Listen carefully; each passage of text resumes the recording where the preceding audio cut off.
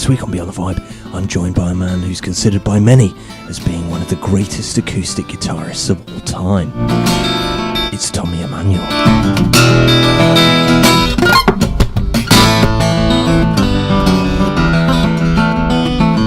And we were just so fascinated by music in general. And you have to realize that, you know, bands like The Shadows, this is 1960, 61, around that time, the sound of The Shadows and their records was on the radio all the time. It came out of every cafe, every shop that you went to, you heard Cliff Richard and The Shadows. A lot of people cite you as being like one of the greatest acoustic guitar players ever. Mike going as far as saying you're the greatest guitarist ever. What do you... Yeah, what the hell would he know?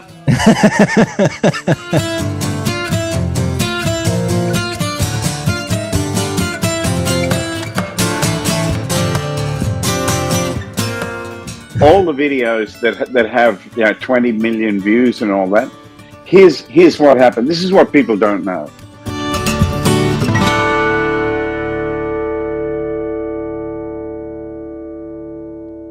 Good morning. Good morning. Well, good afternoon for me, but good morning to you. Oh, Ryan, where are you? I'm in the UK. Oh, tally-ho. Oh, how wonderful. Yeah, I've got two daughters and two granddaughters in the UK. Yeah? Whereabouts are you? I am near Nottingham, in a Robin Hood country. Oh, I love it up there. It's beautiful. my word. In fact, my buddy Chris Burrows, who did my merchandise for the last, I would say 20 years. He lives in Nottingham. Small world. But I wouldn't want to paint it. All right. It's true. I spoke with, Mike Dawes, obviously. Oh, yeah. Of course. Yeah, I spoke with him a while back. And he's a Bristol lad. He spoke very highly of you. He's a brilliant guy. Yeah, he is. So I'm here with Tommy Emmanuel. Thank you very much for joining me, Tommy. You're welcome. So on this show, we like to kind of go back and take a look at how things began for a musician. Okay. So what first kind of got you into wanting to play music? Did you have... I didn't... I had many moments, but I would say because I was a little kid, I was 4 years old when I got my first guitar, but my mum was already, there was already music in the house. There were local bands that were, living in the area where we lived who would come down and set up in our lounge room and play for my mum and dad. And my brother Phil and I would get down on our hands and knees and crawl in front of the guy's amp and listen, sitting in front of his amp. And we were just so fascinated by music in general. And you have to realize that, bands like The Shadows, this is 1960, 61, around that time, the sound of The Shadows and their records was on the radio all the time. It came out of every cafe, every shop that you went to, you heard Cliff Richard and The Shadows in Australia. And that was great music. And we just couldn't wait to, I wanted to be Bruce Welch and Phil wanted to be Hank Marvin. And that's what got us started. They were our first role models as musicians. And they're both still with us. Isn't that wonderful? It is crazy. Particularly from that era, I hear so many guitarists speak about kind of, it was The Shadows, it was that moment. It's because their songs. It's because their songs were so good, and their music struck a chord with the public. And I've never really talked about it on that level with Hank or Bruce. I know them both very well and very honored to call them dear friends. But I'm not sure that they understood the influence that they had. And then the fact that, they were just trying, like all of us, they were just trying to record a song that would get on the radio and that maybe someone would like. We were all trying to do the same thing. We were trying to play music that made people just light up, and I still do the same thing. I'm still trying to write the best songs I can and play for people the best I can so people have a great time. That's what it's about.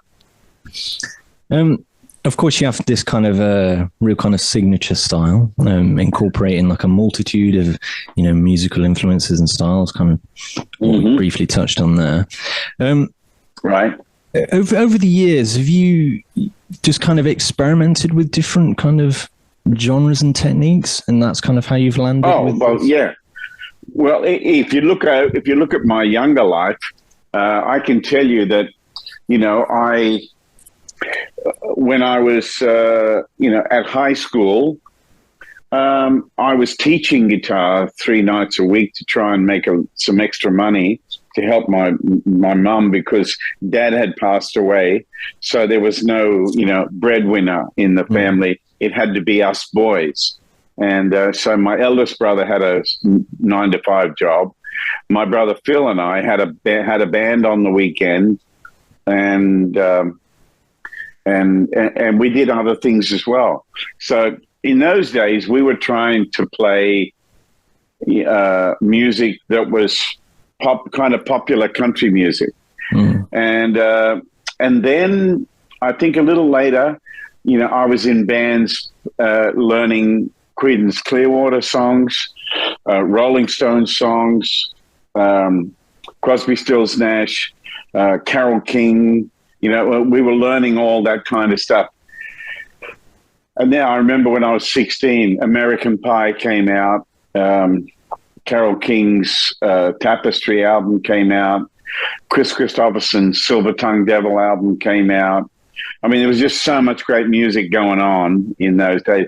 So between the ages of 16 and 20, I didn't listen to much else but singer-songwriters. I didn't study guitar much at all. And not that I've ever really studied as such. I don't read music. I play everything by ear. I'm a total, novice, and I just try to do the best I can with whatever I have. And listening to people like the Beatles, James Taylor, Bonnie Raitt, Carole King, Neil Diamond, Gordon Lightfoot, Don McLean. I mean, this is just a handful. There's so many more. But these are the people that I tried to learn from, and I think I got an idea of what a good song might be, Yeah. So I wanted to be a songwriter, but I was no good at it when I was young because I didn't know what I was doing, It took me years to learn how to write a good song. And hopefully what I've been writing in the last 40 years is, it's starting to stand up. So that's good. Of course, I kind of briefly touched on it there. I spoke with Mike Dawes a few months back, and he spoke of you very highly, as many others have. They've kind of, a lot of people cite you as being like one of the greatest acoustic guitar players ever. Mike going as far as saying you're the greatest guitarist ever. What do you? Yeah, what the hell would he know?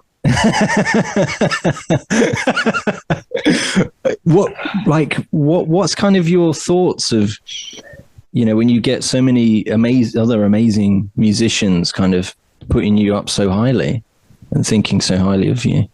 I never think about stuff like that ever. No. Never. No, of course not. Because I don't want to be up in that space. I'm just like everybody else. I'm just trying to do the best I can with what I have. It's as simple as that. I never think of that. You know, I could imagine it would be the most awful thing to be walking around every day having to think that I must be the greatest of, you know, what an awful, awful ball and chain that must be for somebody. I don't know. I'm just the most luckiest guy on the planet, because the harder I work at it, the better I get, and the luckier I get. But, you know, I don't pretend to be anything I'm not. You know, I can't play like Steve Vai or Joe Satriani, or, you know, I can't do that kind of thing and all that. I love it, and it blows my mind. But I have to be trying to do the best with what I have, and so, you know, I don't want anything to be holding me back, particularly pride, ego, all that stuff, self-centeredness. It's such a bullshit thing, and it destroys a lot of people. You know, since when do we care what you know, what other people think of us? See, what other people think of me is none of my business.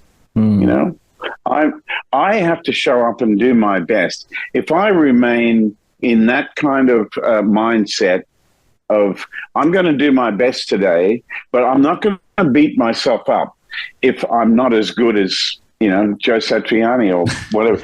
I'm not going to beat myself up. I'm just going to do the best I can with what I have. You know, I'm just a human being like everybody else, and you know, I'm first of all, I'm grateful to be in music. I'm grateful for my health. I'm grateful for my family. And I'm grateful for the respect that people treat me with, because a person needs to be treated the way you treat others. You know, I hope that the way I treat people comes back to me. You know, that kind of, you play with a lot of freedom, and you seem like you're just doing it because you enjoy it. Like, it really comes across. Thank you. And there's no. Like, there's just this. I mean, I watched the first video. I think was the Classical Gas cover, with I think that's got quite a lot of views. That video from a few years ago. Yeah, you want to know about that? Okay, all the videos that have 20 million views and all that. Here's what happened. This is what people don't know. I was on tour in Germany. And I had my fiance, my partner with me, Clara, who used to shoot all my videos and stuff. She's brilliant, right? And I have a friend who has a good studio in his house, and we were playing in a town like 30 miles away, and so I called him and I said, "Can we come and shoot some videos in your house and record them so I can?" So it's not just a video microphone, so I can put a good mic up and record the guitar, mix it off, and make the video sound good. And he said, "Sure, okay, come on over." So I had 1 hour of studio time. I shot 6 songs, 1 take each one, mixed it off, got out of there and then did sound check and went and did the show. Those videos have done more for my career, you know. But people think that I must have spent years developing those arrangements. They were all improvised. They were all 1 take. So, you know, I don't know what else to tell you, but that's how I live. You know, I played the song that way that day. I'm not going to play it like that tonight, or, you know, it's going to be different. And it's not written in stone that's exactly how I play it. That's how I played it that day. I think that's such a great way to go about things, because particularly with like live gigs, you know, how you play on that night won't be replicated again. So whoever goes can kind of take that away with them. Like, they have that. Yeah, that's right. That's why I'm always like, there was a lady in the front row, and I was out there really pouring my heart out at a show in Canada last week. And there was a lady, and she was messing with the phone, and she was filming me, and then she'd put it down, then she'd drop it, and she'd pick it up, and then she'd film a bit more. And she did this over and over. And I thought, she's like a performing monkey. She's like totally, she's addicted to this, you know? And eventually in the middle of the song, and I leaned over and I said, just enjoy it. That's it. Just enjoy it. Stop trying to film it, you know? And why people are like that, I'll never know. You know, she might have been on medication. Who knows? But she couldn't help herself. But you know, it floors me. You go to play a show and everyone puts their phone up. I know. The thing is, all the feeling and the emotion and all that of this moment right now is not going to come out your phone. You have to live it. You know what I mean? You have to live it now, because this is what you have. And, you know, it drives me crazy when, you know, someone comes to visit me and they walk in and turn their phone on and walk up to me and say, hello, hey, here's Tommy, where blah, blah, blah. It's like, put that damn thing away, you know? It's unbelievable. I don't get it. Maybe you could take I know Jack White does a thing where now every gig he has, he has a thing where people have to put their phones in Ziploc bags so they can't take How them wonderful. So it's completely phoneless. I don't have that bigger following, I guess, that you know, but you know, I do chew people out sometimes if they're told to put their phone away and they keep filming. But I promise you, brother, that every night, people are recording me. Every single show. It doesn't matter where you go. I can see people who have twin microphones around their neck and they're hidden here and they think no one knows. And they're sitting there and they're recording me in stereo. You know, one of the best sounding live albums I ever made was in the city of Seoul in Korea. And I bought it online the next day, and it was the show I did the night before. And it was one of the best sounding recordings I've ever heard of me live. And somebody recorded it in the audience and sold it the next day, and I bought it to have listened to it. So what the hell chance have you got? Of course, the latest EP, Accomplice, Volume 3. With Mike. Yeah, out now in partnership with Mike there. How did that album kind of EP come about? Well, I've been doing this series. About 5 years ago, I had an album called Accomplice 1, right? And I had you know, Rodney Crowell, Mark Knopfler, Ricky Skaggs, Jason Isbell. I had some really great people on there. And so I thought we'd make a little kind of series, especially during COVID. We wanted to get in there and record some stuff. And so we came up with this idea of the Accomplice series. In other words, duets with other artists. And rather than using the word duet, I found the word accomplice to be an interesting sound. So but now getting back to Mike and I saw Mike on YouTube probably 10 years ago. And I said to my manager, this guy from England's great. It's so different to me, has a whole different way of looking at things, but I love the energy he brings to his audience. You know, he's out there giving the audience a great time. Let's get him on some shows. So he did. And so Mike came and opened for me several times, and we just hit it off as blokes, you know, straight away. We were just immediately like, you know, couple of blokes down the pub. We were just real simple, easy going. And once we got a little more comfortable musically with each other, I would say to him, you know, he'd be in his dressing room playing something like Smells Like Teen Spirit, you know, and I'd say, can I have a go at see if I could come up with something. And he'd say, sure. So I would go and work out how to play it. And then we would get together and see and work out a good arrangement.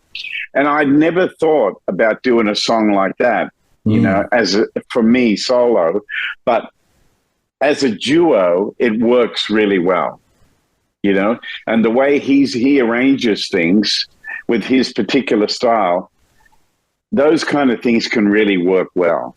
So, you know, we did a lot of touring together last year. And at the end of the year in December, we finished in Southern California, and we just drove straight to LA from San Diego and went to Mark DeSisto's studio, who's the guy who does all my mixing and mastering.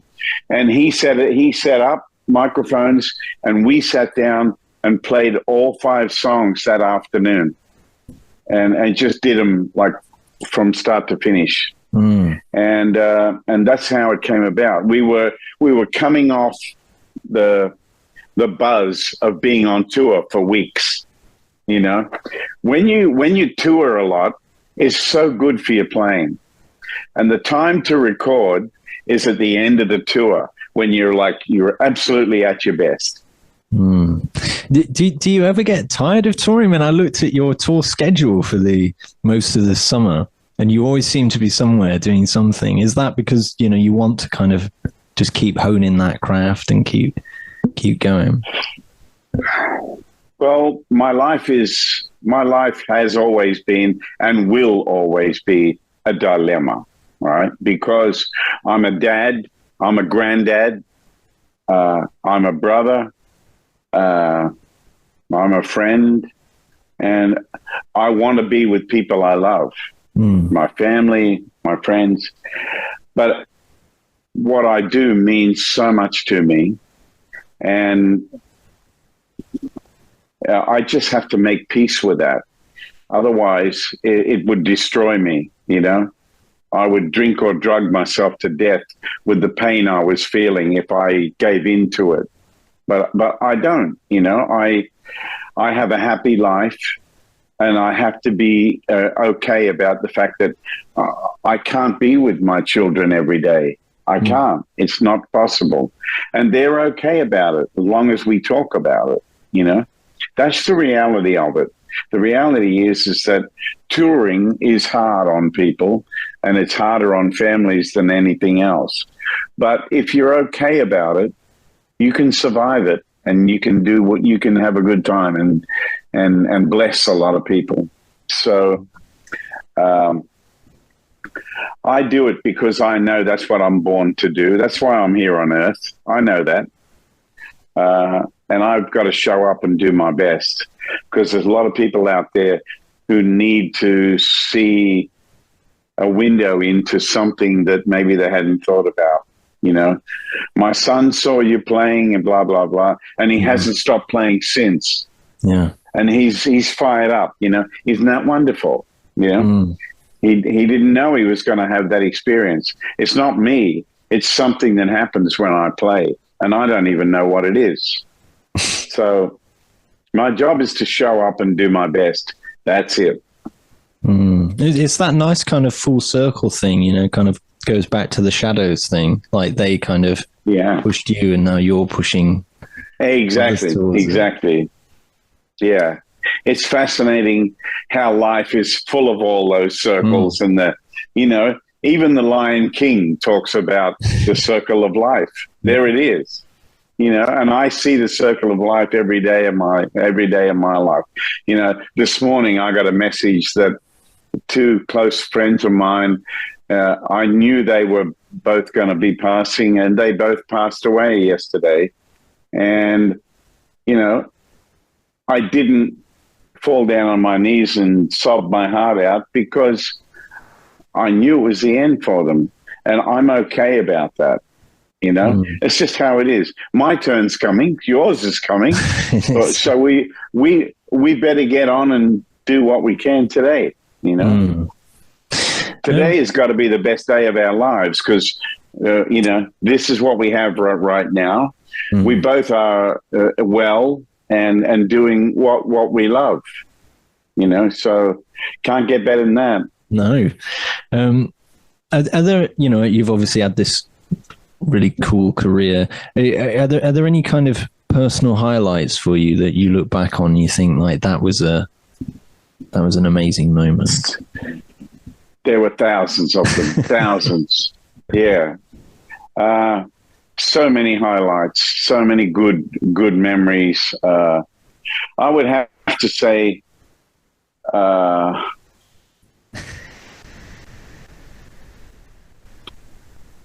in the 60s, working with artists that I really admired was great for my confidence. And I learned so much. I learned so much from people. And then I guess some of my career highlights, some of the things that changed the course of my history were like in 88, I got the position of opening for John Denver. And we were playing huge arenas, you know, 25,000 people a night. And I came out as a solo acoustic artist. Wow. And you know, I remember John Denver had James Burton playing guitar with him, and Jerry Sheff playing bass, both from Elvis's band. And I'll never forget the first night I came off stage and James Burton said to me, "Aren't you scared going out there on your own?" I said, "What am I scared of? You know, I'm going home. The stage is my home, you know?" And so that made a big difference to me as an artist. And then in 1990, I was the opening act for Eric Clapton in Australia. And it was so wonderful. And Eric was so nice. His band were all great people, his crew, everybody around him were fantastic. And so that tour elevated me as an artist. And then in 93, I made an album in Los Angeles, and I had some great people like Carlos Vega, who's no longer with us, played drums. Abraham Laboriel played bass. And Joe Walsh played slide on a couple of tracks. And it was a beautiful project. Chet Atkins played on a track. And it was just coming to America and recording with the best people. That opened my eyes to so many things. And but I think probably one of the highlights of my life personally was when my brother Phil and I played at the closing ceremonies of the Olympic Games in 2000. So to support the Olympic Games and to be part of that grand event put on by our home country, that filled me with love and pride for Australia, that's for sure, because they put on a great show. It was incredible. I can imagine that's like such an amazing thing to have, because it's, you know, it's never going to happen again. It can't be replicated. It kind of goes back to what you were saying. Exactly. It's that one time thing, you know. Exactly. One question that I always like to finish on, I ask every guest. Okay. It's a bit of a hypothetical question. If you could tour with one band or musician from the past and one from the present, who would they be? Well,